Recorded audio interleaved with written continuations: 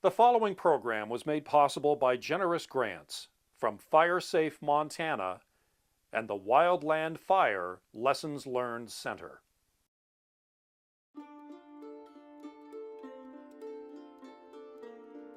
Heroes. We never know where we will find them. It's hard to predict who will inspire us, or whose story will touch us deeply and unexpectedly, taking us by surprise and leaving a profound impact on our lives. Few people in the mountains of western Montana could have known that their lives would be touched by the story of a young woman, a teenager from Southern California named Ashley Roach. Beautiful and talented, with loving parents who tried to do things the right way for their family and their suburban home, and who lived just 600 yards from their local fire station, just 1/3 of a mile from safety.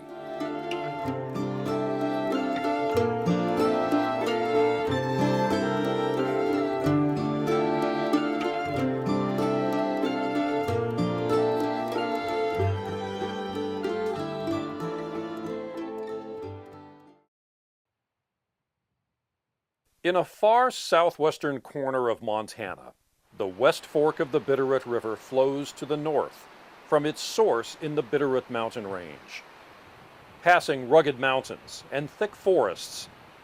And within those scenic woods, it also passes man-made treasures.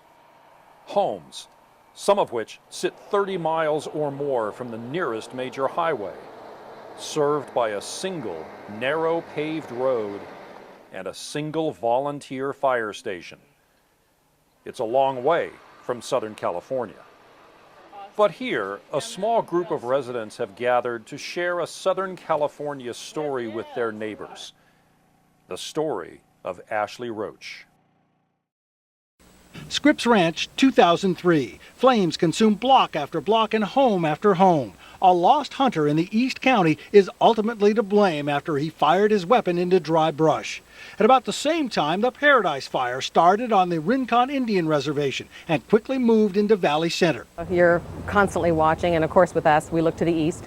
We are looking always for the signs of smoke. This was all that was left of the Roach family home in Valley Center in 2003. But the flames took more than just material things.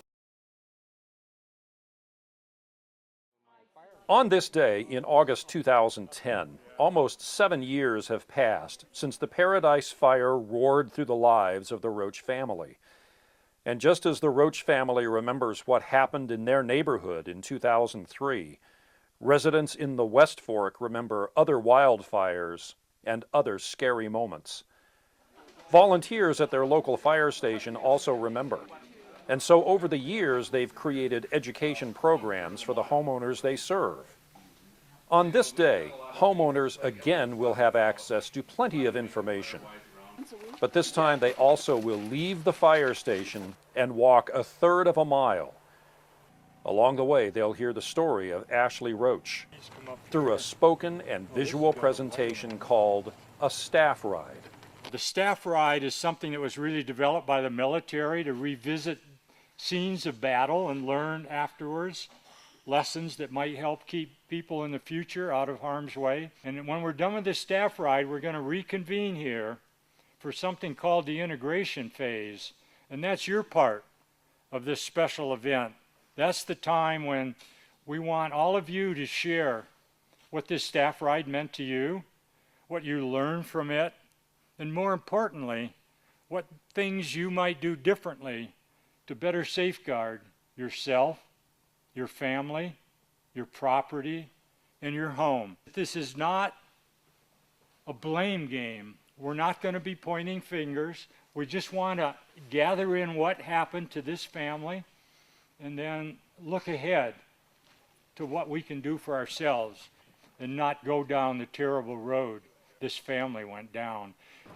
We're going to revisit a wildfire incident that occurred on October 2003. The story is real. We're taking this journey first to remember and honor the family who endured the horrific events that follow, And second, to motivate you and others to reduce the wildfire threats to your families and neighbors by preparing your property and evacuating early. You are about to meet the family who struggled through this nightmare known as the Paradise Fire. My name is John Roach. My wife's name is Lori. My children are Jason, 22, Allison, 20, and our 16-year-old sophomore daughter, Ashley. On the afternoon and evening of October 25th, a Saturday, 2003, we were hosting a Halloween party for guests, friends, and family.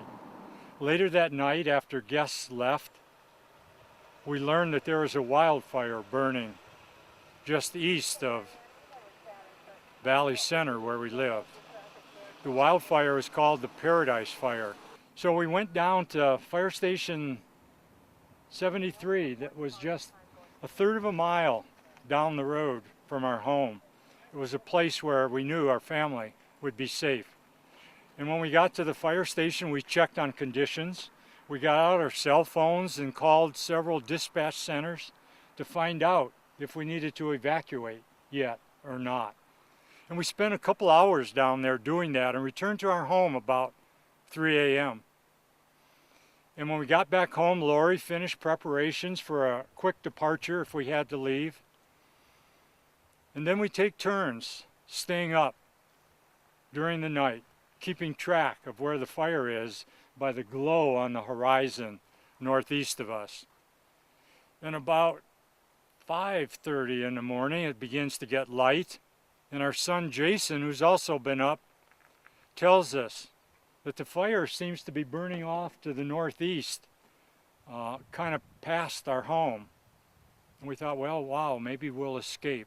And Jason went to bed to catch a couple hours sleep. And we go back to bed. But at a little before 8 o'clock, Lori and I both wake suddenly to the strong smell of smoke in our bedroom. And we were both fully clothed. We went to bed the night before fully clothed so we could leave instantly if we had to. And we rushed downstairs. We go out the front door of our home. And we're totally surprised and shocked because we're met with a morning of beautiful blue autumn skies. And we go back in the house only to see a couple minutes later a sheriff's car coming down our long winding driveway, driving very quickly. He gets out in front of our house. We go out to meet him. And he says, the fire's jumped the road. You have 20 minutes to evacuate. And he leaves quickly, and we run back into the house. We awaken our 3 guests and our 3 children and say, come on, now, get ready. We have to leave. The fire's almost here. And our friend Marlena, a friend of the children's, leaves first. She leaves immediately, and she turns out to be safe. But I put my hand on the front doorknob a moment or two after Marlena leaves. And as I touch the front doorknob, the door blows open, and embers and smoke and flame rush into our house, into our living room on the 35-mile-an-hour Santa Ana winds. And instantly, our carpet is aflame everywhere. I've invited the wildfire into our living room. And the front of the house and the wood deck catches fire. And I scream, everyone out, now! And people scramble frantically to get out the front door. And I've got out there ahead of them, and I've got a garden hose in hand, and I spray them down as they're leaving the home and headed for their cars. We can't believe it. It's dark. It's as black as night. The fire sounds now are so loud we can hardly hear ourselves talk. But Allison runs the other way. She runs down the road. And the last we see is Allison disappearing into the flames. And we get into my work truck. We start slowly down the road. And this is driving down our driveway toward the gate. So you can get an idea about just how short a distance this is and how fast things can happen. We have a sensor that senses this electronic gate, and when the wind blows really hard, this gate does not open easily against the wind. That was part one. In 2003, we had a 30-second delay on the gate. So once the gate's open, it would stay open for 30 seconds. And we're going to progress down Station Road.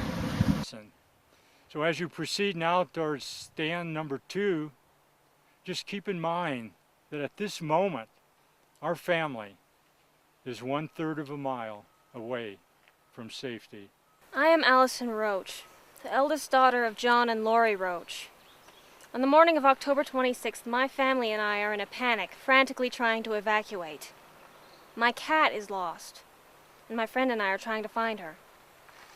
When I hear my father screaming, "Everyone out now!" I know that we are out of time. I run to my truck, but I don't have my keys. I see my friend down the way, and I run to him, knowing that he is unfamiliar with our roads. By now, everything is on fire, and the smoke is so thick it makes seeing almost impossible. I hear my mother scream my name, but I'm closer to my friend, and I know that we will all be together and safe at the fire station. I feel the flames and know that I am being burned. We become separated. I want to quit. As I reach the top, I stand up. Something moves just in front of me. It's my brother. Within his Mustang, with Ashley. Shock is beginning to set in. And I remember Jason escorted me to the front of his truck. And Ashley jumping in the back before I was seated. We will be safe now. We're less than 1/3 of a mile from the fire station. Allison's friend, being injured as well, lost her in the smoke. Fearing for his life, he struggled down the driveway to Station Road. A neighbor driving in a car trying to head to safety saw him and picked him up. Let's review where the family members are. The car carrying the older daughter, Allison, and her friend is crashed in the side of the driveway. John and Lori have driven right past their daughter and her military friend in the smoke. Flames are burning across the road in front of them. John Roach hits the gas. Midway through the flames, the truck stalls. Lori can hear the popping sound of the metal burning the truck, of the fire burning metal on the truck. She begins to scream for John to get them out of here. The heat is making it difficult to breathe. John restarts the truck, but it only goes a few feet, stalls again. He restarts it again. Their vehicle limps along Station Road through blinding smoke and flames until they reach the fire station. Remember, less than 1/3 of a mile.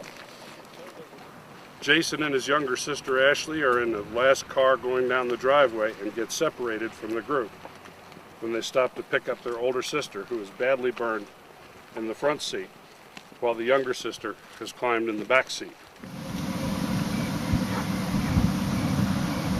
Right here is where a car pulled out in front of Jason, which forced him into this culvert right here. And this is where the Mustang got completely covered by pepper trees and ended up burning. Good morning, my name's Jason, and this is my account of the event that happened. Ashley and I both jumped in my Mustang and started down the road, following behind Mom and Dad's friend Marilyn. I didn't know where anybody is. The smoke was so thick. The heat from the fire was so intense. Ashley and I were both frightened, and all we wanted to do is get out of there as quickly as possible. I was driving down the road as slowly and as cautiously as possible, knowing that Mom and Marilyn were somewhere just feet ahead of us. We just wanted to get out of there. As I hit the curve in the driveway, something jumps out in front of my vehicle. I brake hard, jump out, and grab Allison. She's badly burned. I run to the passenger side with Allison. Ashley jumps into the back seat, and I put Allison in the passenger side, go back over to the driver's side, and start driving down the road. As we're driving down the road out of the dense smoke, a vehicle appears out of nowhere. I try to avoid hitting it. We collide. The airbags and steering wheel lock up all as we collide into the pepper tree. It only takes seconds for me to realize that the branches from that pepper tree are all over my vehicle, and we can feel the intense fire and heat from that pepper tree. Realizing that we're only a few hundred feet from the station, I push my door open and I yell at my sisters, "Get out now, run to the station." I look behind me and I can see Allison struggling, climbing over the console to get out as she's yelling to Ashley to follow her. I'm running to the station, choking from the smoke. I can't see anything, but I see my father appear being chased by some sheriff's deputies, and he's screaming, "Where's Ashley? Where's Ashley?" I collapsed on the ground, pointed behind me and said, "She's back there." My dad disappeared into the smoke as I was picked up and rushed to the awaiting ambulance. And at that point, I realized we were at a safety area. But this is the road, and right up ahead, that's where the fire station is. John's truck ended up stalling exactly where this truck is parked, right over here. We coasted into this spot. John got out. John Roach watches the direction from which his son has just appeared and sees Allison and the waiting rescuers see how severely she is burned and rush her into the same ambulance as her brother. John Roach struggles away from the deputies, begging someone to find his daughter. Ashley is finally discovered in the back seat of Jason's car, Mustang. After what seemed like hours, John and Lori Roach received word of the death of their 16-year-old daughter, Ashley. She perished within sight of the fire station. From the moment that John and Lori were standing on their front porch on a bright autumn morning to the moment of Ashley's death was less than 25 minutes. This is the representation of the crash site where the Mustang was hit and pushed off the road into the pepper tree. There will be no speaker here, but we do ask that you, as you look at the site and the picture dramatization here for Ashley, that we have a moment of silence in honor of her and her family. And then together we will walk that short distance back to the fire station. With the staff ride complete and with emotions still on display, the residents of the Upper West Fork gather to share their feelings about what they've seen and heard. At this point, the camera turns off. But afterward, the group hears one more message from the Roach family, a letter from Ashley's mother. No one can be too prepared. We had friends in the fire department. They had dinner with us the day before, on the 25th. They all felt that our plan was sufficient. Our plan was going to make our family safe and our home safe. They were convinced of it. I think one of the things that has made it extremely difficult for the firefighters in our community to come to grips with our daughter's death is the fact that they promised her that her home would be safe. But what our experience demonstrates is you have to have a plan. You have to have a backup plan. You have to have a third plan. You have to have an all holes unplugged, extraordinary circumstance plan. In fire situations, my advice is, if the evacuation order is given, go. Drop everything, go. You can't trust your eyes or your nose, and we found this. Families aren't always in the same places during emergencies, and you need to make contingency plans so that you know your family can get back together and be safe. Those are Lori's words to us.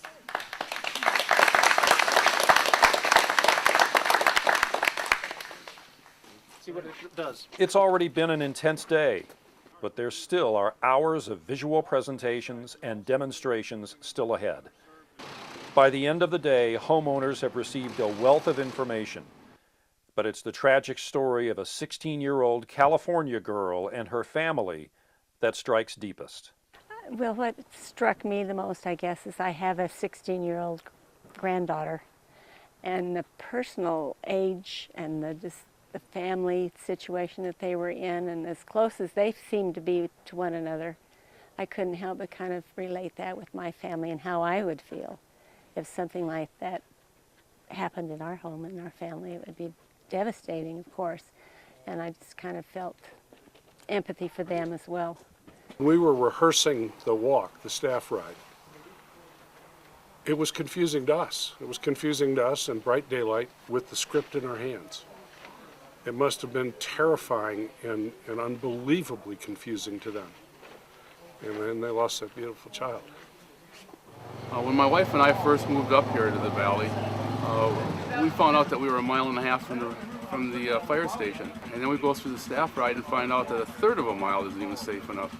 So I think one of the things that we are going to take away from this is we thought we were prepared for any kind of hazards coming up.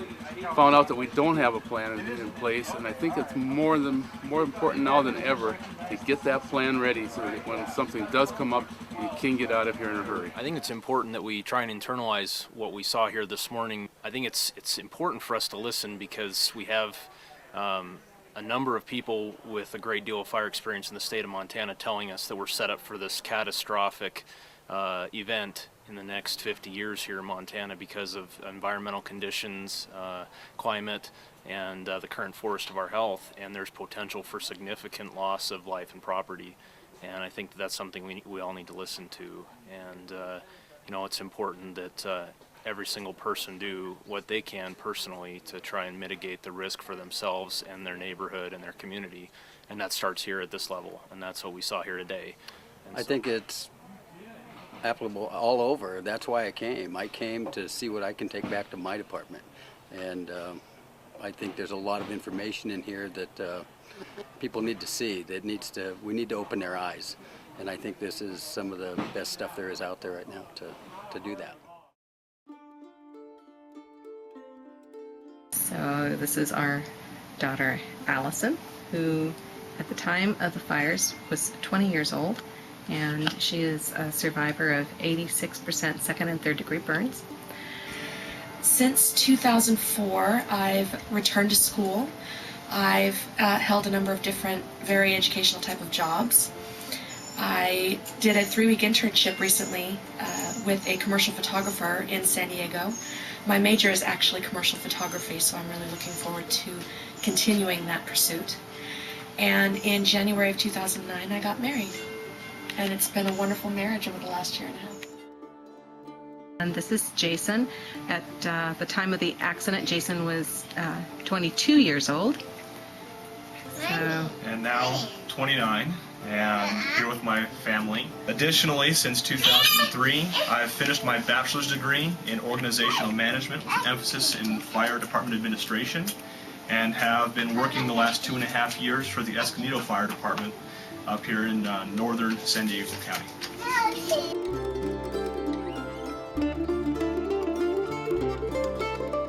I would like you to just imagine that sparkling face of Ashley that we've seen several times today.